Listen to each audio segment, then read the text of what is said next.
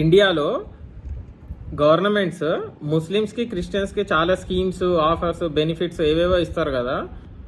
కానీ ఇండియాలో ఉన్న హిందూస్కి మాత్రం అదేందో ఒకటి కూడా దొరకవు. కనీసం గుళ్ళల్లో చెప్పులు పెట్టుకోవడానికి కూడా మనకి ఫ్రీ అనే ఆప్షన్ ఉండదు. అదేందో మరి. ఇప్పుడు మీకు వేములవాడ టెంపుల్ చూపిస్తారు చూడండి. ఇంకా 2 పాయింట్స్.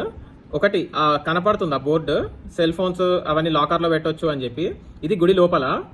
ఒకవేళ వాళ్ళు అక్కడ ఏంటంటే రేట్ అనేది మెన్షన్ చేయలేదు. రేట్ కంపల్సరీ రేట్ అనేది మెన్షన్ చేయాలి కదా. ఒక ఫోన్కి ఎంత పెట్టాలి, ఒక పర్స్ పెడితే ఎంత పెట్టాలి అనేది అవేం మెన్షన్ చేయలేదు. ఒక బ్యాగ్కి కానీ ఎంతైనా మనం వెళ్తే డైరెక్ట్ ఇంకా వాళ్ళు ఇష్టం అన్నట్టు. అక్కడ నాకు 20 రూపాయలు 10 రూపాయలు 20 రూపాయలు చెప్పాడు. నాకు రేట్ ఎక్కువ అనిపించి వాళ్ళ కాంట్రాక్టర్తో మాట్లాడాను అనమాట.